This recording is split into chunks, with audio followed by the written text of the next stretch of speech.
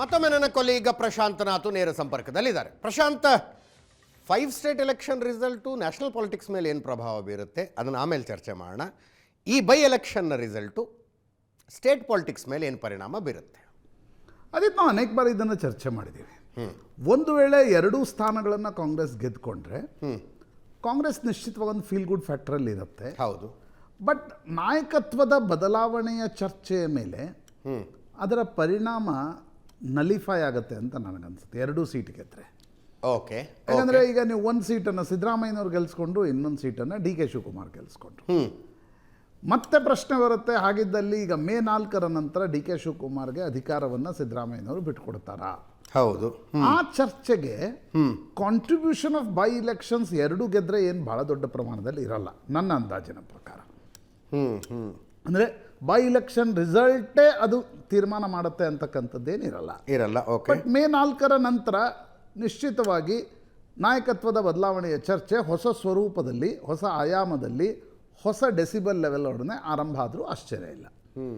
ಒಂದು ವೇಳೆ ಹೈಪೊಥೆಟಿಕಲಿ ಕಾಂಗ್ರೆಸ್ ಏನಾದರೂ ಇಲ್ಲಪ್ಪ ದಾವಣಗೆರೆ ಗೆದ್ದು ಬಾಗಲಕೋಟೆ ಸೋತ್ರೆ ಡಿ ಕೆ ಶಿವಕುಮಾರ್ ನಿಶ್ಚಿತವಾಗಿ ಒಂದು ಫೈಲ್ ತೆಗೆದುಕೊಂಡು ದಿಲ್ಲಿಗೆ ಹೋಗ್ತಾರೆ.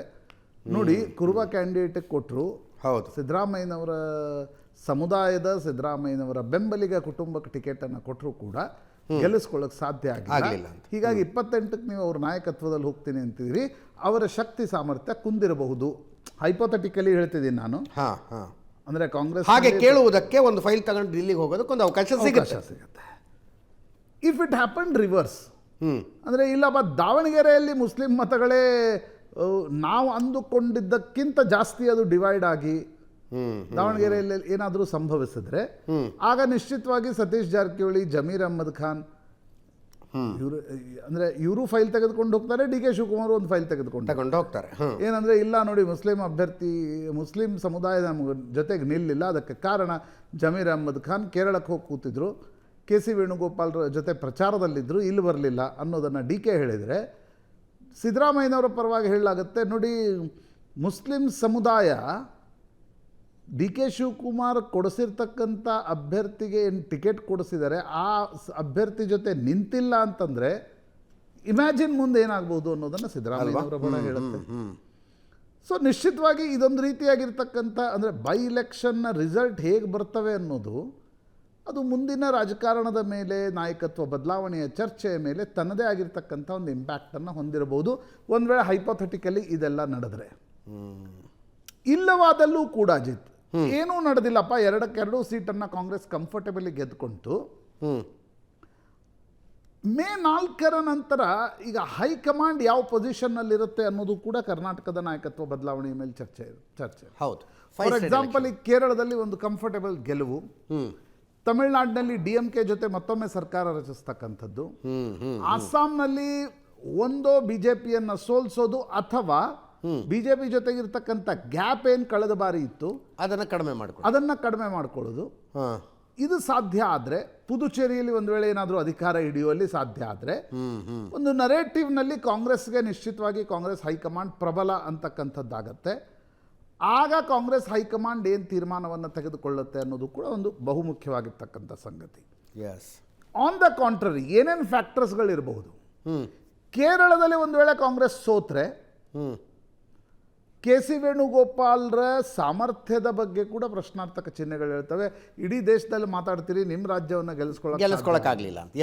ಕೆ ಸಿ ವೇಣುಗೋಪಾಲ್ ಯಾರಿಗೆ ಹೆಚ್ಚು ಪರವಾಗಿದ್ದಾರೆ, ಅವರು ಸಿದ್ದರಾಮಯ್ಯನವರು ಪರವಾಗಿದ್ದಾರೆ ಅನ್ನೋದು ಕಾಂಗ್ರೆಸ್ ಒಳ ಸೋರ್ಸಸ್ಗಳು ಹೇಳ್ತವೆ. ಸುರ್ಜೇವಾಲಾ ಡಿ ಕೆ ಶಿವಕುಮಾರ್ ಪರವಾಗಿ ಜಾಸ್ತಿ ಇದ್ದಾರೆ. ಹೀಗಾಗಿಯೇ ಸಿದ್ದರಾಮಯ್ಯನವರು ಒಂದು 4-5 ತಿಂಗಳ ಹಿಂದೆ ದಿಲ್ಲಿಗೆ ಹೋಗಿ ರಾಹುಲ್ ಗಾಂಧಿ ಹತ್ರವೇ ಸುರ್ಜೇವಾಲಾ ವಿರುದ್ಧ ಕಂಪ್ಲೇಂಟ್ ಮಾಡಿ ಬಂದಿದ್ರು.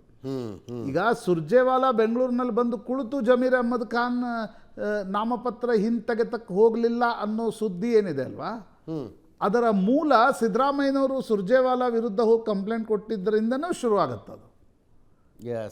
So Surjewala versus K C Venugopal ಏನಿದೆ ಅಲ್ವಾ, ಅದರ ಇಂಪ್ಯಾಕ್ಟ್ ಕರ್ನಾಟಕದಲ್ಲಿ ಏನು ಅಂತಕ್ಕಂಥದ್ದು ಕೂಡ ಬಹಳ ಮುಖ್ಯ ಆಗುತ್ತೆ.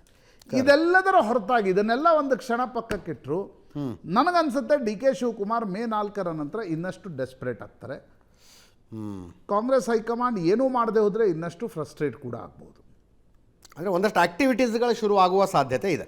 ಡೆಫಿನೆಟ್ಲಿ. ಏಕೆಂದರೆ ಒಂದು ವೇಳೆ ಬೆಂಗಳೂರು ಮಹಾನಗರ ಪಾಲಿಕೆಯ ಚುನಾವಣೆ ಬರದೇ ಹೋದರೆ, ಅದು ಇನ್ನಷ್ಟು ವಿಳಂಬವಾದರೆ ಕಾಂಗ್ರೆಸ್ ಹೈಕಮಾಂಡ್ ಇವತ್ತೇನಾಗಿದೆ ಅಜಿತ್, ಕಳೆದ ನವೆಂಬರ್ನಿಂದ ಕಾಂಗ್ರೆಸ್ ಹೈಕಮಾಂಡ್ ಹೇಳ್ತಿದೆ ಇಲ್ಲ ಇದೊಂದು ಮುಗಿದೋಗ್ಲಿ, ಸೆಷನ್ ಮುಗಿದೋಗ್ಲಿ, ಹೌದು, ಬಜೆಟ್ ಮಂಡಿಸಬೇಕು, ಬಜೆಟ್ ಮುಗಿದು ಹೋಗಲಿ, ಅದಾದಮೇಲೆ ಇಲ್ಲ ಪಂಚರಾಜ್ಯಗಳ ಚುನಾವಣೆಗಳು ಮುಗಿದು ಹೋಗಲಿ, ಬೈ ಎಲೆಕ್ಷನ್ಸ್ಗಳು ಮುಗಿದು ಹೋಗಲಿ ಅನ್ನೋದನ್ನು ಕಾಂಗ್ರೆಸ್ ಹೇಳ್ತಾ ಇದೆ. ಹೌದು, ಹೈಕಮಾಂಡ್ ಮೇ 4ರ ನಂತರ ನನಗನ್ಸುತ್ತೆ ಒಂದು ವೇಳೆ ಏನೂ ಮಾಡುವುದಾದರೂ ಕೂಡ ಒಂದು ಸ್ಟ್ರಕ್ಚರ್ಡ್ ಮೀಟಿಂಗ್ ದಿಲ್ಲಿಯಲ್ಲಿ ಮಾಡದೆ ಸಬೂಬ್ ಹೇಳಿ ಇನ್ನು ಮುಂದೆ ಕಳಿಸ್ಲಿಕ್ಕೆ ಸಾಧ್ಯ ಆಗಲಿಕ್ಕಿಲ್ಲ. ಹೌದು. ನಾನು ಅದರ ಅರ್ಥ ಇಲ್ಲ ಈಗ ನೋಡಿ ಡಿ ಕೆ ಶಿವಕುಮಾರ್ಗೆ ಶಾಸಕರ ಬೆಂಬಲ ಇದ್ದಿದ್ದೇ ಆದಲ್ಲಿ, ದೊಡ್ಡ ಪ್ರಮಾಣದಲ್ಲಿ 80-90 ಶಾಸಕರ ಬೆಂಬಲ ಇದ್ದಿದ್ದೇ ಆದಲ್ಲಿ ಅವ್ರು ಇಷ್ಟು ದಿನ ಕಾಯ್ತಾನೂ ಇರಲಿಲ್ಲ. ಹೌದು, ಒಂದು ರೌಂಡ್ ಪರೇಡ್ ಮಾಡಿಸ್ಬಿಟ್ಟಿರ್ತೀವಿ, ಒಂದು ಸಲ ಟ್ರೈ ಮಾಡ್ತಾ ಇದ್ದೆ. ಹೀಗಾಗಿ ನನಗನ್ಸುತ್ತೆ ಕಾಂಗ್ರೆಸ್ ಹೈಕಮಾಂಡ್ ಮೇ 4ರ ನಂತರ ರಿಸಲ್ಟ್ಸ್ ಏನು ಬರುತ್ತೆ ಮತ್ತು ರಿಸಲ್ಟ್ಸ್ನಲ್ಲಿ ಎಲ್ಲಿ ಲ್ಯಾಕೂನ ಆಗುತ್ತೆ, ಎಲ್ಲಿ ಗೆಲುವಾಗುತ್ತೆ ಅನ್ನೋದರ ಆಧಾರದ ಮೇಲೆ ಒಂದು ಅಂತಿಮ ತೀರ್ಮಾನವನ್ನು ತೆಗೆದುಕೊಳ್ತಕ್ಕಂಥ ಒತ್ತಡ ಕಾಂಗ್ರೆಸ್ ಹೈಕಮಾಂಡ್ ಮೇಲೂ ಕೂಡ ಬರುತ್ತೆ. ಸಿದ್ದರಾಮಯ್ಯನವ್ರನ್ನೆಲ್ಲ ನೀವು ಈಗ ನೀವು ನೋಡಿ 28ರವರೆಗೆ ಮುಂದುವರಿಬೇಕು ಅನ್ನೋದನ್ನು ಯಾರೂ ಬಹಿರಂಗವಾಗಿ ಹೇಳಲ್ಲ. ಬಟ್ ಇಲ್ಲ ಇದು ಮುಗಿದು ಹೋಗಲಿ, ಅದು ಮುಗಿದು ಹೋಗಲಿ.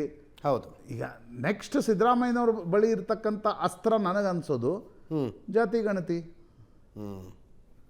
ಜಾತಿ ಗಣತಿಯ ಅಸ್ತ್ರವನ್ನು ಅವರೇನಾದರೂ ಹೊರಗೆ ತೆಗೆದ್ರೆ ಆಗ ಏನಾಗುತ್ತೆ ಅಂತಕ್ಕಂಥದ್ದು ಕೂಡ ಬಹಳ ಮುಖ್ಯವಾಗಿರ್ತಕ್ಕಂಥ ಸಂಗತಿ. ಮತ್ತು ದಾವಣಗೆರೆ ಏನಾದರೂ ಡಿ ಕೆ ಶಿವಕುಮಾರ್ ಕಂಫರ್ಟಬಲಿ ಗೆದ್ದರೆ ಅವರು ಇನ್ನಷ್ಟು ಎಂಬೋಲ್ಡನ್ಡ್ ಆಗ್ತಾರೆ. ಹೌದು. ಮತ್ತು ಡಿ ಕೆ ನೋಡಿ ಇದರಲ್ಲಿ ಏನಿದೆ, ಸಿದ್ದರಾಮಯ್ಯನವರು ಕೂಡ ಪಟ್ಟನ್ನು ಸಡಿಲಿಸ್ತಾ ಇಲ್ಲ, ಡಿ ಕೆ ಶಿವಕುಮಾರ್ ಕೂಡ ಬಿಡ್ತಾ ಇಲ್ಲ. ಹೈಕಮಾಂಡ್ ಏನು ಯೋಚನೆ ಮಾಡ್ತಾ ಇದೆ, ನೀವಿಬ್ಬರು ಡಿಸೈಡ್ ಮಾಡಿ ಅಂತ. ಅವರಿಬ್ಬರು ಡಿಸೈಡ್ ಮಾಡೋದಾದರೆ ರಾಷ್ಟ್ರೀಯ ಪಕ್ಷದಲ್ಲಿ ಹೈಕಮಾಂಡ್ನ ಅವಶ್ಯಕತೆ ಇರಲ್ಲ. ಸೊ ಇದೊಂದು ಪೇಚಿನ ಸಂಗತಿ ಇದೆ. ನನಗನ್ಸುತ್ತೆ ಮೇ 4ರ ನಂತರ ಫಲಿತಾಂಶ ಬಂದ ನಂತರ ಬಹುತೇಕ ಮೇ 15ರ ನಂತರ ಮತ್ತೊಂದು ರೀತಿಯ ಸಂಚಲನವನ್ನು ನಿರೀಕ್ಷೆ ಆಂಟಿಸಿಪೇಟ್ ಮಾಡ್ಬೋದು. ಎಸ್ ಎಸ್.